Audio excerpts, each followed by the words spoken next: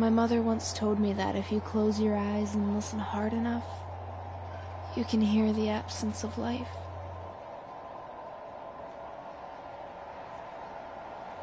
To be completely honest, I never believed her. I just thought she was spouting off more of her crazy bullshit. But now, I realize I was always just too scared to close my eyes.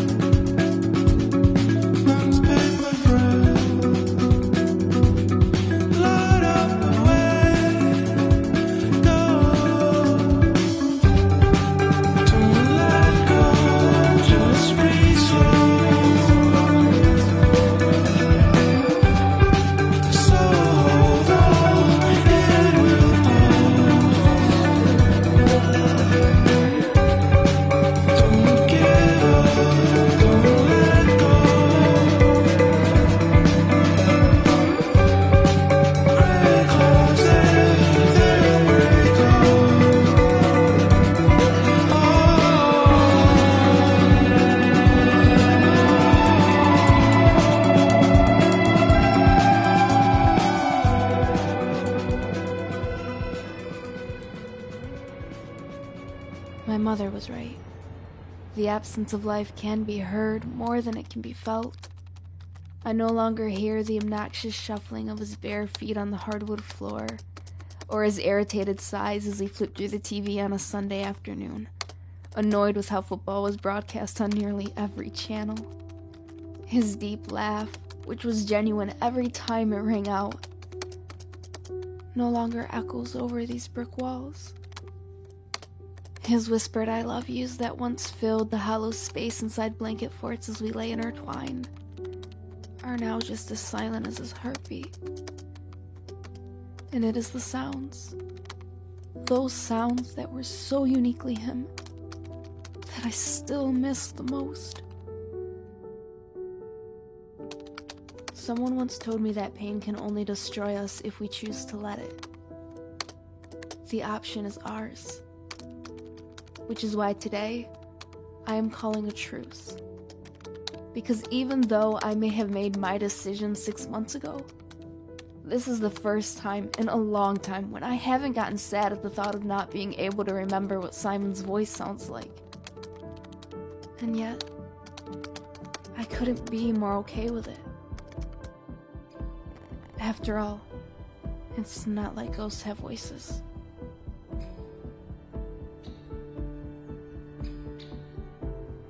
I don't know what compelled me to do it.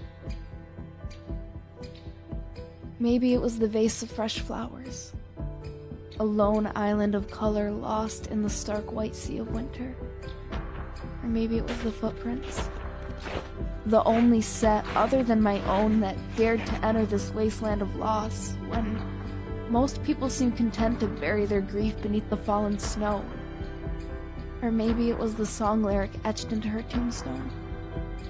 One so powerful and that it resonated with me so deeply, I'd had it tattooed on my skin.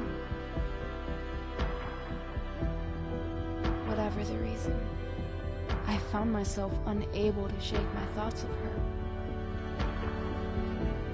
As I lay in bed that night, her name seemed to etch itself into the backs of my eyelids, my damn mind refusing to let me forget about this enigmatic dead girl.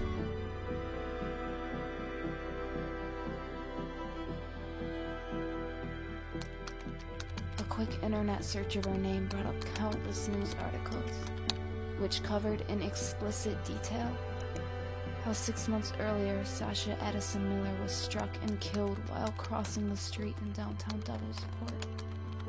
All of these sources stated facts, but did nothing to capture the life she had once held. She had simply been boiled down to words on a page, a summary needing to be told in 100 words or less. I became frustrated as I clicked through link after link, finding out nothing about the importance this woman's life once held. Only the facts surrounding her death. I needed more. I needed to know who exactly she was, what her reasons for getting out of bed in the morning were. Needed to know if she had ever fallen in love, what her dreams were, if she was as terrified of the unknown as I was. No matter how seemingly short it may have been, it meant something. And then I found it. A link to a blog where post after post revealed the inner workings of a girl who was so authentic, so alive, that it didn't seem malicious. I'm Sasha, 21, Devilsport, always laughing, always smiling.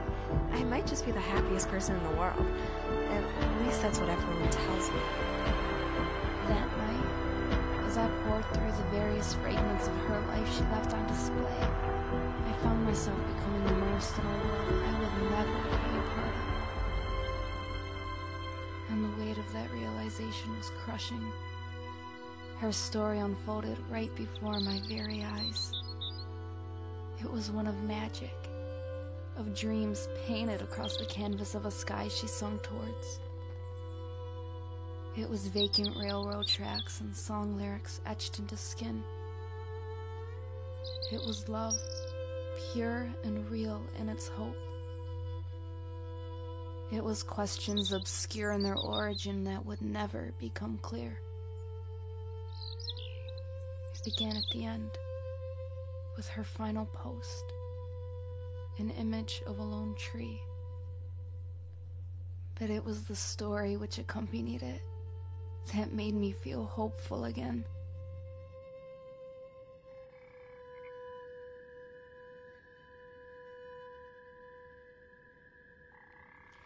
When I was a little kid, I used to have these horrible nightmares. I would wake up screaming with tears running down my face, and no matter what my mother tried, she could never make them go away.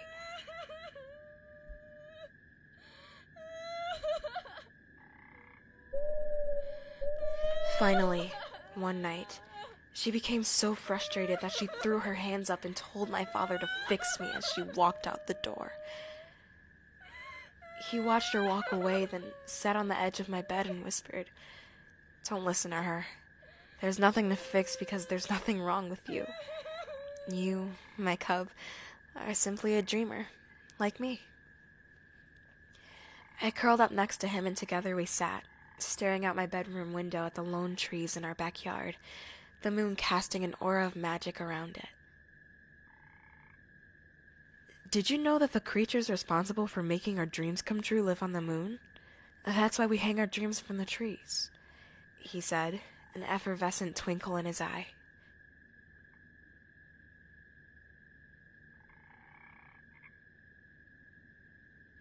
Together we snuck downstairs and out the back door, where he lifted me up onto his shoulders, handed me a marker, and instructed me to write down my hopes on the tree's leaves.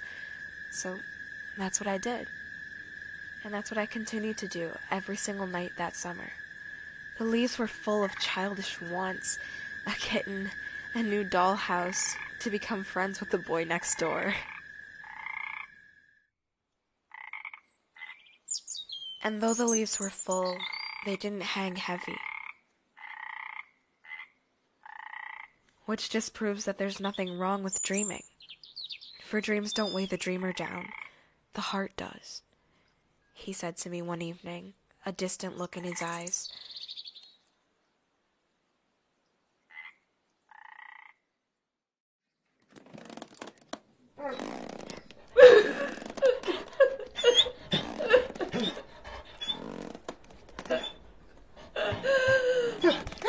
It wasn't until that fall when he took his own life that the meaning of his words became clear. I locked myself in my room and watched as one by one my dreams fell to the ground. That was the moment I decided that this world wasn't meant for dreamers.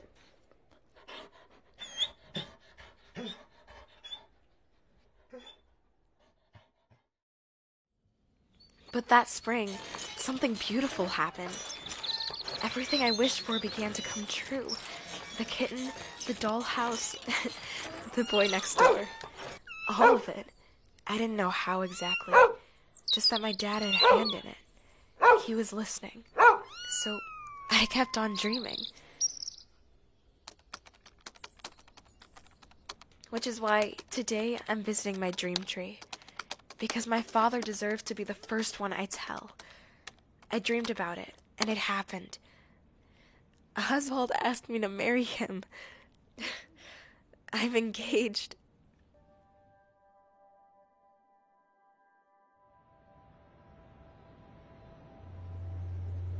It was as if I was suddenly seeing the world through Sasha's eyes.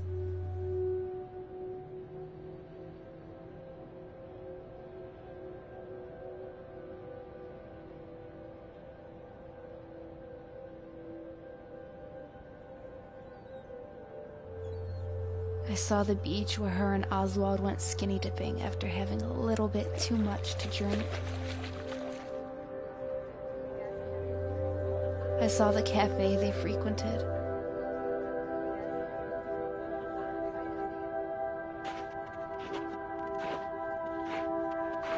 The streets she walked by on her way to class every day.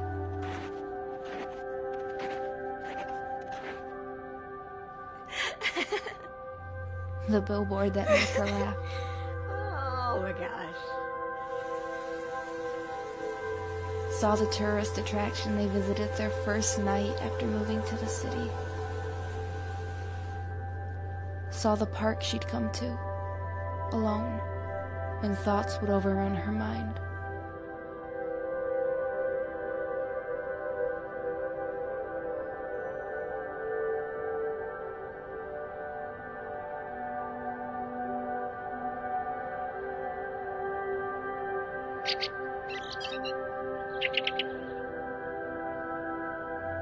I was watching the events of her life play out the way most people watch movies. Captivated by every breath, hanging onto every word, every action, until the end. Except, I already knew how this film would conclude. The saddest of all spoilers. Still, I couldn't help myself from falling in love with a character who was really no character at all. Winter is always the worst. They don't call it the season of the dead dreams for nothing. Okay, so maybe it was just my dad that called it that, but still, he was right. Without fail, my nightmares always return until I reach a point where sleep simply eludes me. There are no magic trees to wish upon, only bare branches, free for a few months from the expectations I place on them. But I can't just let myself fall into the darkest corners and cobweb-filled recesses of my mind. If I do, I'll never escape from them. So instead, I sit here awake, staring at a glowing screen and writing down words that most likely no one will ever even bother to read. Not that I blame them. This shit is irritating even to me. Maybe moving to Devilsport was a bad idea. The season of killing trees is far too long here. 1, 2, 3, go. Bright as a star, be the light. Sometimes I like to imagine Oswald and I living in our own comic universe. I was free, let me go on this show. We aren't superheroes saving the world one bad guy at a time. And we don't have any superpowers or own any futuristic gadgets or have a secret lair to lay low in. And we certainly don't have secret identities to hide. We're the kind of people that comic books will never be written about. And that's okay. Because in my own imagined universe, what makes us great is that we choose to be. Sure, some days we reunite lost dogs with their owners or help old ladies cross the street. But other days, we binge watch TV shows. We sleep until noon. We stand in the rain just a few seconds longer than we usually do. Normal things. But who's to say that these things don't make us extraordinary? If life is all about perspective, then I choose to see it from the angle where these simple instances are significant. I mean, honestly, what other choice do we have? Hell, maybe that's the defining factor of a true superhero anyway. The belief that you're important.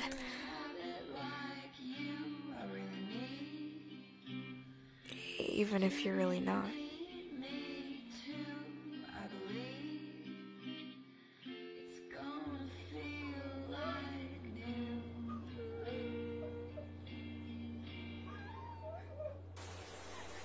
That's when it hit me. No matter how important Sasha's life came to mean to me, she was still a stranger. A dead girl. A figment left to become lost on the trails of the internet. She died believing that her life had held no real importance, even though it did. More so than she would ever know.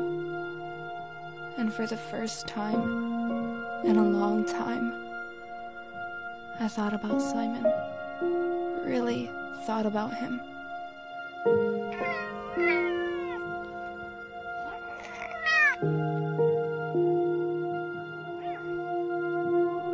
And I knew then what I had to do. Sun is old on water, yearling flakes keep whirling by, carry me. But first, I had one last post to read.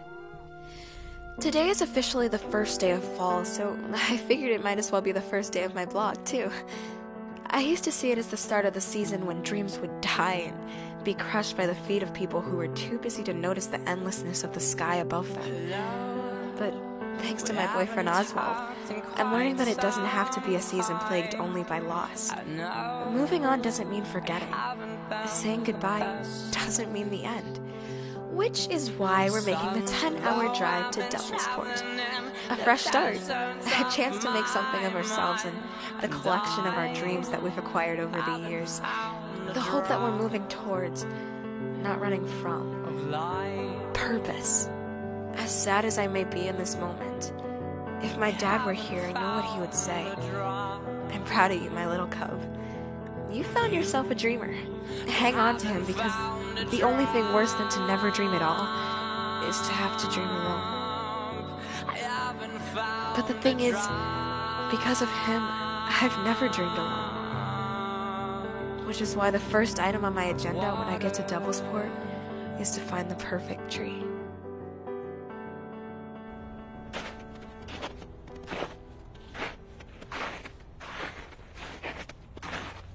She sure was something else, wasn't she? Yeah, she sure was. I used to say that Sasha was a lot like breathing. People were always absorbing her, feeding off her as she walked among them. Unnoticed, but it never occurred to them because, just like with breathing, we don't stop to think about it. It just is. I don't recall seeing you at her funeral. Don't worry about it. I don't blame you for not going. I'm assuming you two had classes together. That's how you knew her, right? Something like that. Yeah. Is it bad that I don't feel that sad? No. See that grave over there? That's my boyfriend's. He killed himself 9 months ago. And the pain I felt afterwards, it nearly destroyed me too. You feel how you feel. There is no right or wrong way. Does it ever get any easier? Do you want the honest answer or a bullshit one? Honest. I already get enough bullshit from everyone else in my life. Then no. You just come to accept it. It is what it is, and no amount of hoping or praying or wishing will bring them back. There's no magic cure to make the pain stop or to keep you from feeling numb. It just becomes another one of the many different parts of you. I'm sorry. Should I have lied anyway? No. Thank you. That's exactly what I needed to hear. I'm actually starting to forget what her voice sounds like. Can you believe that? I keep watching old videos I have of us on my phone just so I don't forget. I'm the opposite.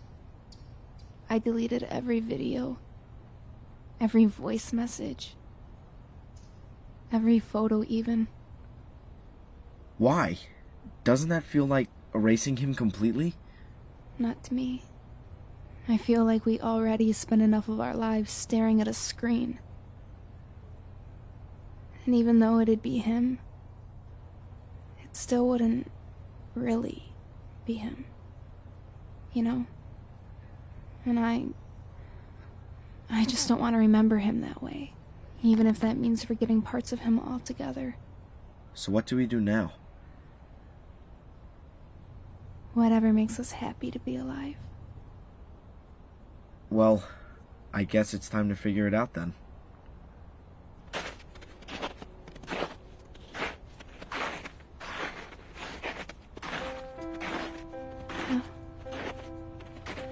I guess it is.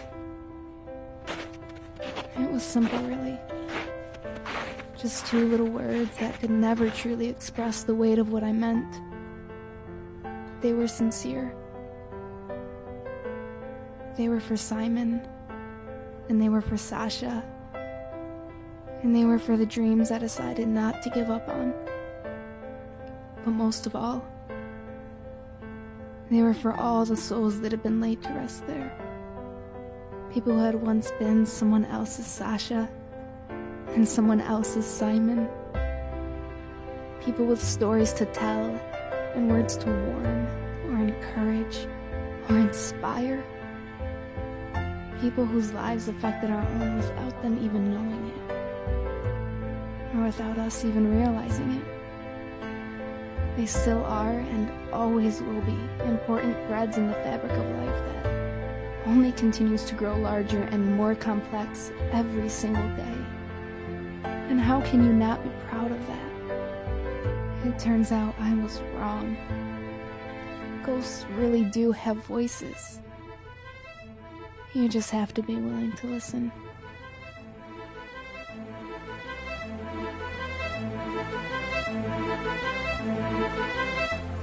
I don't think I can go on anymore. I just don't see the point. We amble through every day, repeating our same routines. And for what? Every inch of myself hurts, and I feel toxic inside. I feel like I'm on fire. I want to vomit, want to scream, want to run, but I don't have the energy to. Instead, I'm stuck here, just wishing it all would end. Maybe Simon had the right idea after all.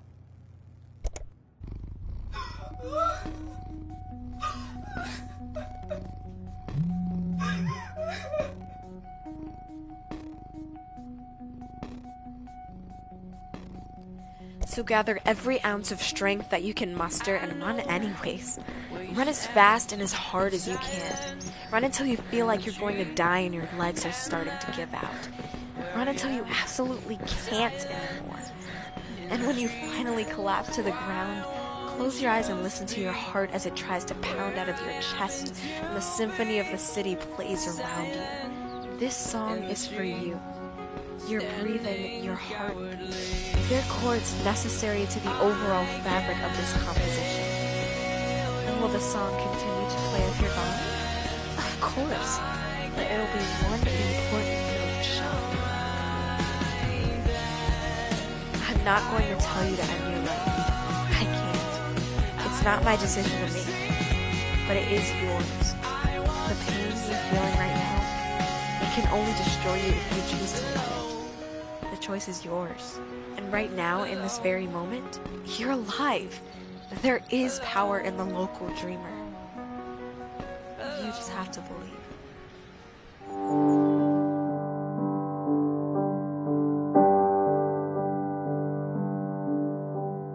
Now the night is coming to an end.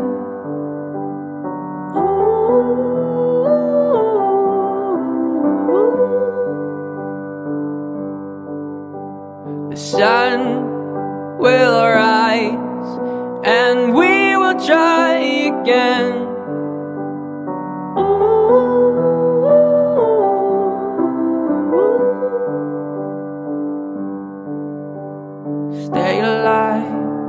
Stay alive for me. You will die, but now your life is free. Take pride in what is sure to die. I will fear the night again.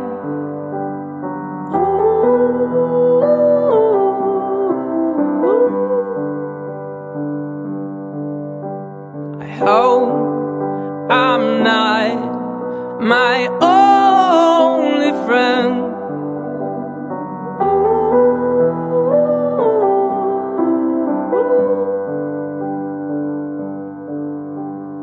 Stay alive for me. You will die, but now your life is free. Take pride